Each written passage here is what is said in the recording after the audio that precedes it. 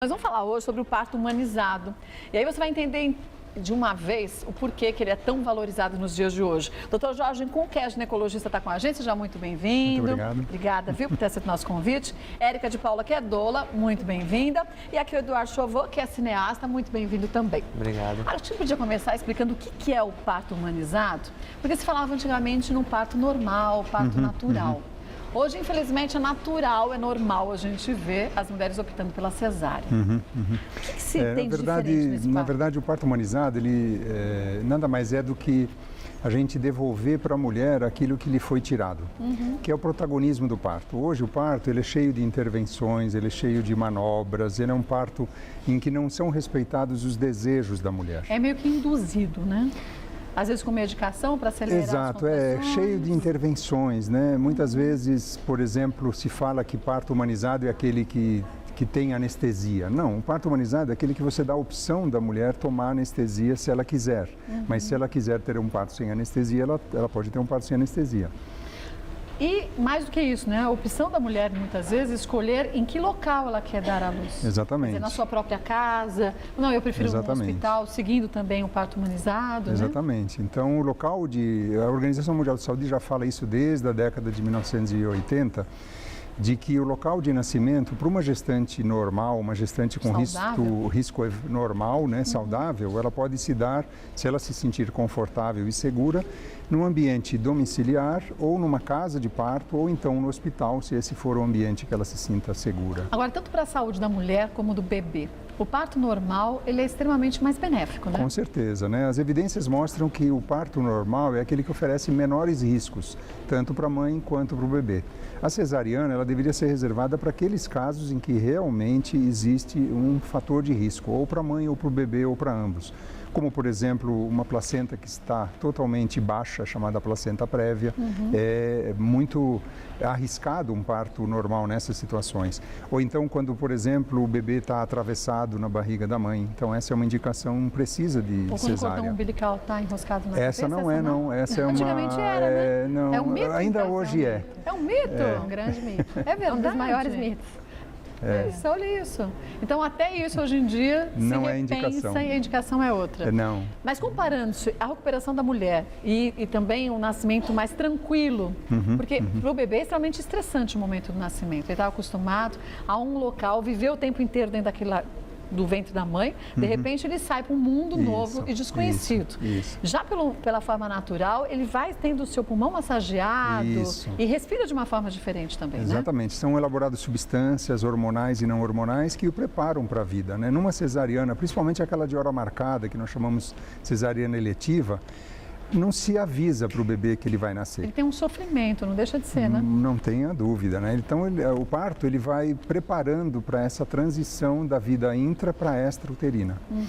E depois o aleitamento materno é muito mais fácil e mais rápido a partir do momento do que a mulher teve o parto normal, As né? estatísticas mostram isso, né? Uma mulher que fez uma operação cesariana, ela tem mais dificuldades. Ela passou por uma cirurgia de médio para grande porte e ela vai ter que dar conta de um bebê, amamentá-lo, cuidá-lo, né? E isso realmente é mais difícil. Agora, o trabalho da doula é extremamente importante para tranquilizar essa mulher também. No começo do programa eu falava com o Fefito o quanto que quando se está grávida, muitas mulheres vêm com histórias mirabolantes, que a dor do parto é horrível e que é muito mais fácil na cesárea, porque você já não tem dor, você não sente. E essa tranquilidade da mulher, isso é importante, é o que vai trazer também um controle da dor na hora do parto, né?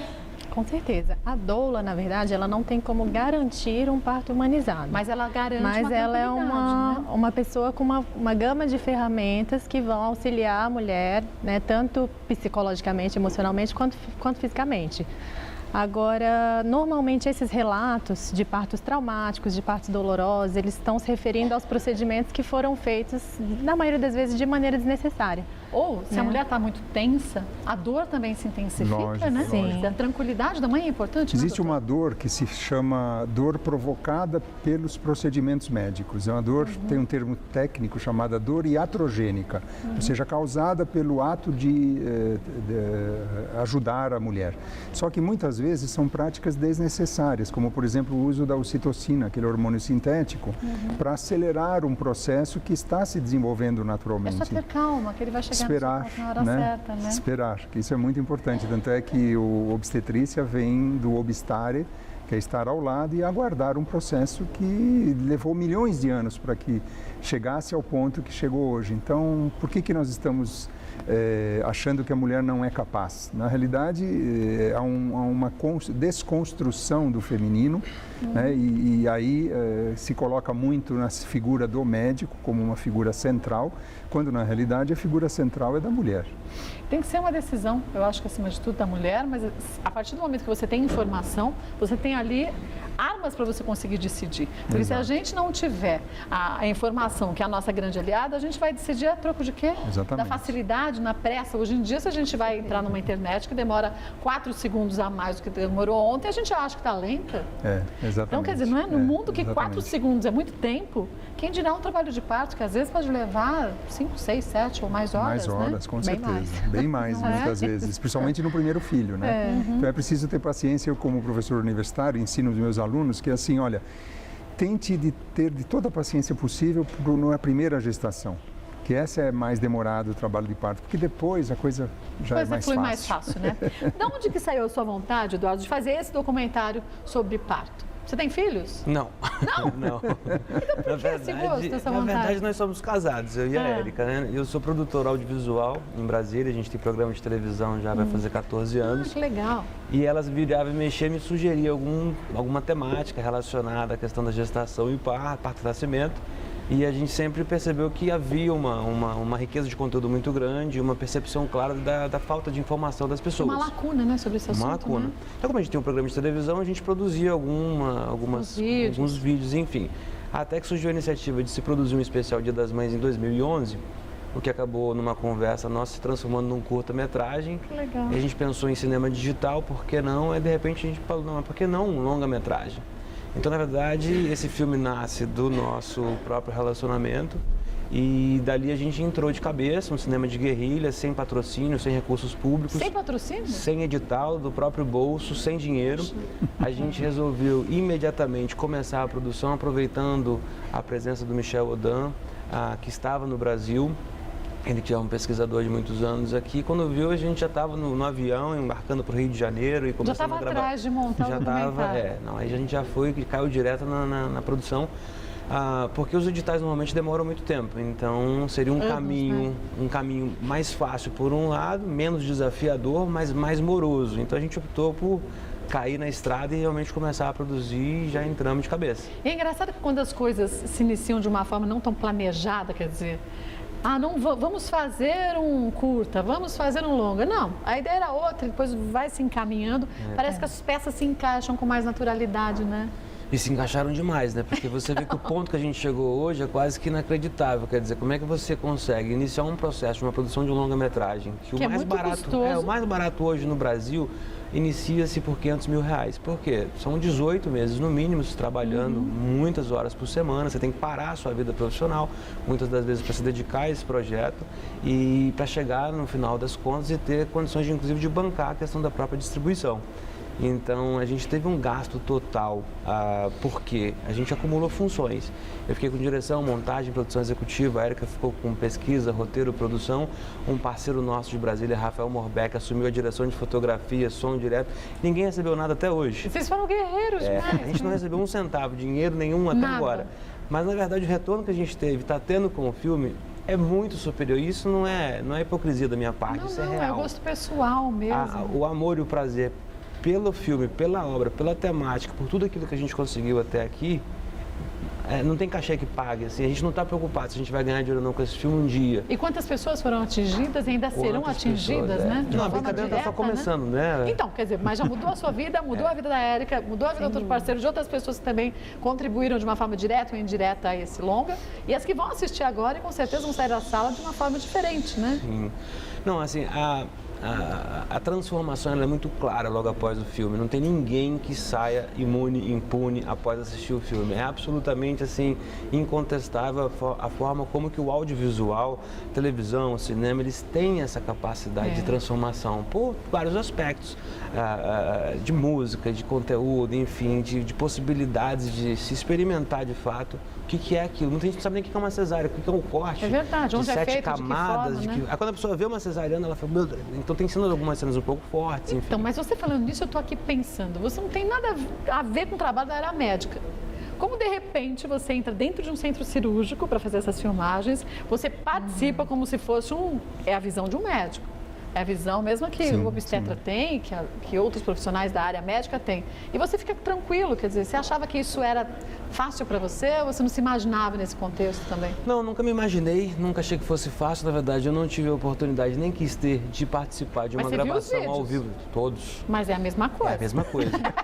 E é horrível tanto quanto. Porque, na verdade, eu tenho uma convicção. Eu não nasci para ser médico, não tenho a menor condição, porque eu não consigo ver um corte, um sangue, uma sutura. Assim, vai de cada um, né? Eu acho que cada um tem uma missão nessa vida e a minha realmente não é área médica. Nem posso nem pensar nisso. E a distribuição vai ser feita aqui em São Paulo, Campinas, Rio de Janeiro, cidades do interior de São Paulo? De que forma? Já que você não tem... Não, na verdade, o que acontece? Apesar dessa nossa grande falta de recurso, na reta final, a gente teve a iniciativa de lançar um financiamento coletivo, um crowdfunding, e toda a questão da humanização do ativismo no Brasil pelas redes sociais fizeram com que a gente conseguisse levantar os recursos necessários para que a gente pudesse distribuir de uma maneira comercial, bacana, como tem que ser. Então, um filme independente que deu certo, com a ajuda de muitas pessoas na reta final, que bancaram esses custos finais para que a gente pudesse estar distribuindo. A gente estreia agora, dia 9, nessa sexta-feira, São Paulo, Rio, Brasília, Campinas, Sorocaba e Indaiatuba. Simultaneamente? Simultaneamente. Ah, que legal. Na semana seguinte, dia 16, na próxima sexta-feira, Florianópolis, Porto Alegre e Curitiba. Na outra sexta-feira, dia 23, Salvador, João Pessoa, Belo Horizonte. Então, um pequeno detalhe para ser fechado. E muitas outras cidades ainda virão, que a gente não pode dizer ainda, porque elas ainda estão estão num processo de negociação, que é um trâmite normal. Mas a gente vai longe, isso é fato. Isso é muito bom, e como médico, o senhor deve saber mais do que eu até, doutor Jorge, o quanto que a gente chegando com essa informação a cidades tão distantes das grandes capitais, isso vai fazer uma mudança incrível na saúde da mulher.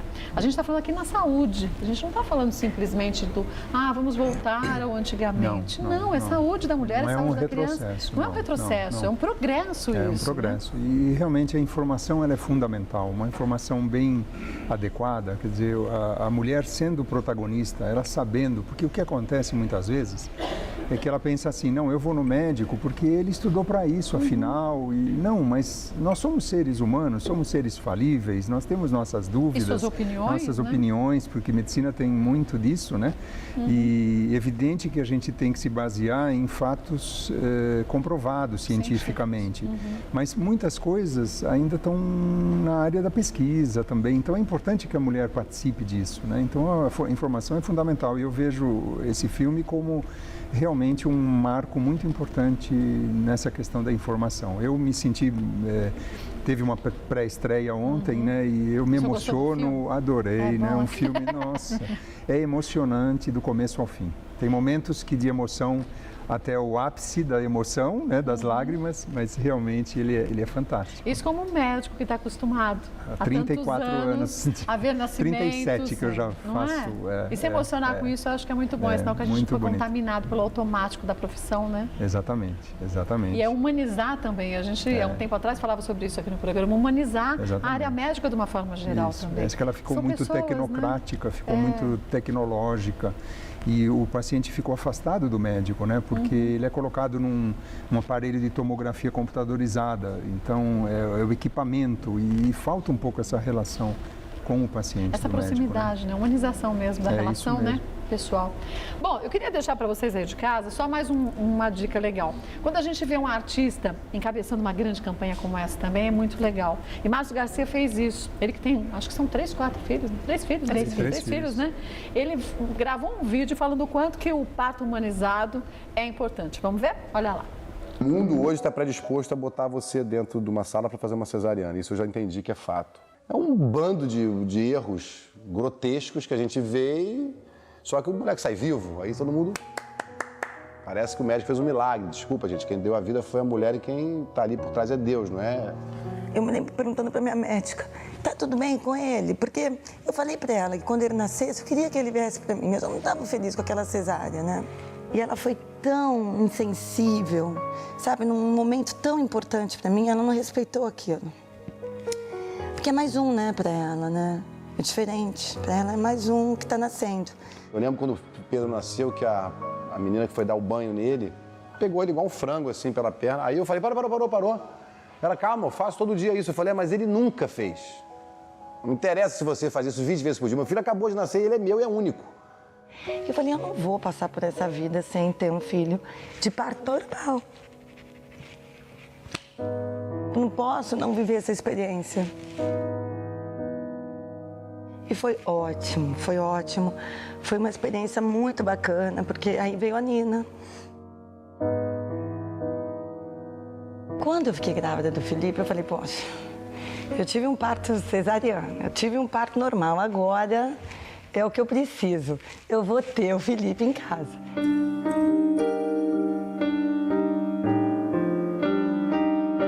Nascimento, né? A gente foi comentando aqui que ela foi se modificando a cada nascimento, né? Até que o Felipe nasceu em casa. Você dizia, enquanto a gente assistia o vídeo, Eduardo, o quanto que há necessidade de um complemento ainda, né? O que você queria falar? Na verdade, o que acontece? É importante a gente dizer que o filme ele é totalmente baseado no que há de mais moderno da medicina, baseado em evidências, daquilo que prega a Organização Mundial de Saúde. Nós, enquanto autores, nós não achamos nada. A ciência e o respeito, né, ao fisiológico. Acho que isso é importante, não é uma viagem da nossa cabeça, uma defesa. Não, a gente está colocando aí para que as pessoas possam refletir embasadas, né, de uma maneira positiva. E outro aspecto interessante também, que a gente teve que abrir mão dos festivais no Brasil para poder lançar no circuito comercial e decidiu por inscrever o filme fora do Brasil. E a gente acabou de ser selecionado para o Los Angeles Brazilian Film Festival, que acontece agora em setembro, e para um outro festival na China, que percorre algumas cidades, como Pequim, Xangai. Enfim, então a gente está muito feliz porque a obra, mesmo antes de estrear nacionalmente, já está sendo selecionada para o exterior.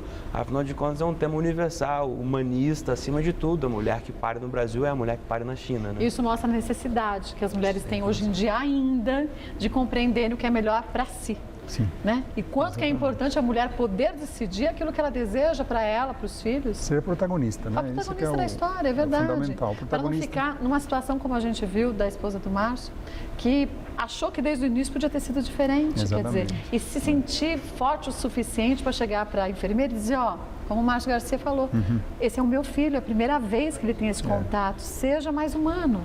A gente muitas vezes se sente mal em tomar alguma atitude desse jeito, né? Dessa forma. Porque tem a autoridade médica, a autoridade do hospital, a autoridade, né? Então as pessoas ficam um pouco recolhidas, né? Falam, não, eu não vou contestar, mas sabe, por isso que a informação é fundamental. É porque verdade. Virou uma linha de produção os partos no Brasil, né? Principalmente os partos hospitalares, né? É mais prático, né? Muitas Com vezes para o certeza. hospital, é mais lucrativo, vantajoso financeiramente. Se a gente tem 20 mulheres para darem à luz nesse mesmo dia, se a gente conseguir a cada 1h30 colocar uma numa sala, fica tudo mais simples. Do que ao invés da gente conseguir que essas 20 tenham seus filhos no mesmo dia, a gente talvez precise de 2 dias. Exatamente. De 2 dias e pouco para que essas mulheres deem à luz, né, doutor? Com certeza, é isso mesmo. Não é vantajoso realmente o parto normal, nem para o hospital e nem para o médico, de uma maneira geral. Para a mulher e para a criança é extremamente benéfico. Com certeza. Né? Só para você ter uma ideia, 52% dos partos feitos no Brasil são cesarianas. Mas, na rede privada, 80% dos partos são cesáreas, enquanto no SUS só 26%. Quer dizer, só não, ainda é muito. Nos Estados Unidos, a taxa caiu, hoje é 30%. Na Holanda, 14% dos nascimentos. A Organização Mundial de Saúde recomenda que, no máximo, se tenha em cesáreas 15%. Porque a gente está muito longe. Se 80% dos partos em hospitais privados são cesáreas, a gente está falando de um absurdo. É uma epidemia invisível de cesárea, na realidade, né? Porque, na verdade, primeiro que a população não sabe desses números, né? Por isso que é importante a divulgação disso, né? Segundo, que sempre vai ter uma mulher que tem um parente, uma amiga, alguma pessoa na sua cercania ali que de repente fez uma cesárea por uma razão justificável, mas que muitas dessas razões não são justificáveis, como nós comentamos do cordão umbilical, né? enrolado e outras, bebê pequeno, bebê grande, pouco líquido, muito líquido, bacia estreita, mulher estreita, quer dizer, isso é todo mito urbano, lenda urbana, não tem cabimento, né, isso. Então, o que está acontecendo realmente é uma industrialização do parto, né? Então virou um bem de consumo. Quando você falou no início do programa que a mulher pede cesárea, isso acontece em 20% das mulheres só, tanto no serviço público quanto no privado. 80% elas querem parto normal. E o médico que indica?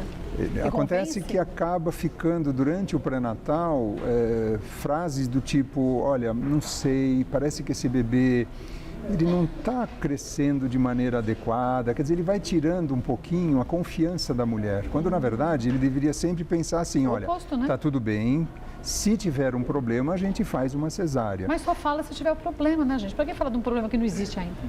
Esse é um aspecto assim que deixa a gente muito incomodado, quer dizer, na verdade o modelo de assistência e atenção ao parto e nascimento, ele está centrado na figura errada. Porque nos países de primeiro mundo, quem atende partos normais não são os médicos, são as obstetrizes ou as enfermeiras obstetras. E o médico está lá para um caso de uma operação cesariana, uma cirurgia, etc. Né? Agora, aqui não. Cesárea como uma operação e qualquer outra operação tem seus riscos, né? Com certeza. Os riscos para a saúde e para a vida da mulher são muito maiores também numa cesárea do que num parto normal. Né? Chega a ter 3 vezes mais chance de morte da mulher e do bebê, por razões várias, né? Maior risco de infecção, maior risco de hemorragia, cesarianas, a cesárea que pode dar problemas no futuro dessa mulher, com dificuldades para engravidar, com hemorragias numa próxima gravidez. E para a criança, basicamente, essa cesariana de hora marcada tem a questão da prematuridade, porque o bebê não avisou que estava na hora de nascer. Aquela história que o pulmão do bebê pode não estar pronto, isso é uma verdade. É verdade absoluta. Então, se ele estivesse pronto, ele teria nascido. Quer dizer, antecipar o nascimento antes que a mulher entre em trabalho de parto mostra que o bebê ainda não estava pronto, porque senão, né, uma fruta só cai da árvore se ela estiver madura. Senão, né, se a gente for tirar essa fruta, ela pode não ter o seu desenvolvimento adequado. Né? A mesma coisa na vida humana. Né? E muitas vezes a gente não se dá conta disso. Acho que é uma forma mais tranquila de nascimento também para o bebê, uma vez que para ele é mais fácil, mas o bebê tem essa necessidade também física do esforço, porque é um esforço muito grande para o bebê para nascer, né? Ele só acaba de se desenvolver plenamente a sua capacidade pulmonar e mesmo o sistema nervoso ao passar pelo canal do parto. Ninguém, evidentemente, é contra uma cesárea para salvar vidas da mãe, do bebê. Né? Para isso, sim, ou para evitar sequelas, né, com danos permanentes, é óbvio, né? O que se discute é realmente que não é possível ter 80%, tem hospitais que chegam a 95% de cesárea, hospitais privados no Brasil. E isso é totalmente criminoso, né? Eu acho que é mais do que só um abuso, né? É um crime. Mas agora me deixa de boca aberta o quanto que o nosso Ministério da Saúde não vai atrás de se informar o porquê isso acontece. Quer dizer, não é normal, não é uma regra que 95% das mulheres tenham um parto cesárea. Se isso está acontecendo em determinado hospital, tem que se checar o que acontece. Lógico. Não é?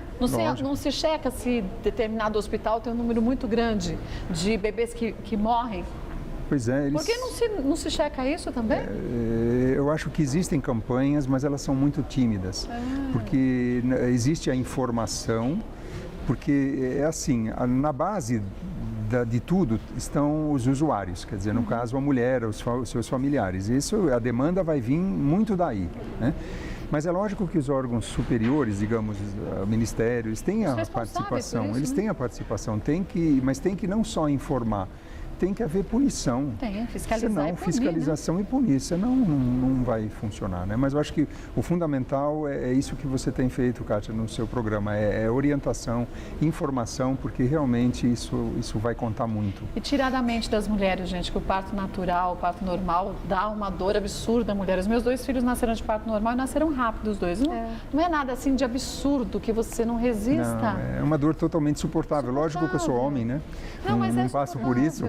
Mas eu tive minha esposa com 3 filhos, minha filha acabou de nascer, eu sou vovô fresquinho, faz 1 mês. Então, minha filha usou muito a água como um elemento importante, Pra tanto relaxar, a ducha né? quanto a banheira. O meu netinho nasceu na banheira, nasceu na na água. água. Então, quer dizer, essa dor, não é possível que a natureza tenha feito uma mulher tão defeituosa assim, que é preciso ter uma anestesia. Lógico que em alguns casos é necessário, porque às vezes a dor extrapola um certo limiar, né? E a paciente tem um recurso. Mas o fundamental é ter orientação, é ter uma boa doula do seu lado, que isso vai reduzir muito a necessidade de anestesia. E a informação que faz você ter calma nessa hora também e ficar curtindo esse momento, que é um momento tão mágico e importante na vida de uma família, mas da mulher mais ainda. Acho que a mulher passa 9 meses pensando nesse momento do nascimento do bebê. E é um momento que você tem que curtir, mas tem que pensar na sua saúde, pensar na saúde do seu bebê, porque é o que a gente tem de mais precioso na vida, é a saúde. Com certeza. E que não dá para você simplesmente, para tentar agilizar um processo que é natural, você fazer uma cesárea. Se é indicação médica, ok, faça, mas se não há, aproveite e faça a opção pelo parto natural. Queria agradecer mais uma vez ao Dr. Jorge Kuhn, que é ginecologista, muito obrigado pela participação. Érica de Paula, que é doula, obrigada. Eduardo também, só lembrando então, estreia agora dia 9, o documentário Renascimento do Parto, aqui em São Paulo. Tem uma distribuição boa em São Paulo também, né? Sim, na verdade sim. Ainda para o interior, inclusive novas cidades virão aí. Quem quiser se aprofundar um pouquinho mais, basta colocar o Renascimento do Parto no YouTube, tem um promocional e o trailer. Ah, que legal. Também. E o site a gente está lançando de hoje para amanhã, que é o renascimentodoparto.com.br. Olha, então só lembrando, sexta-feira agora, estreia então o Renascimento do Parto, este documentário, aqui em São Paulo, em Campinas, Rio de Janeiro, Sorocaba, Indaiatuba e Brasília. Dia 16, Curitiba, Florianópolis e Porto Alegre. E dia 23, Belo Horizonte, João Pessoa e Salvador. Outras localidades, fique atento que eles vão chegar também à sua cidade. Obrigada e parabéns pelo trabalho. Viu?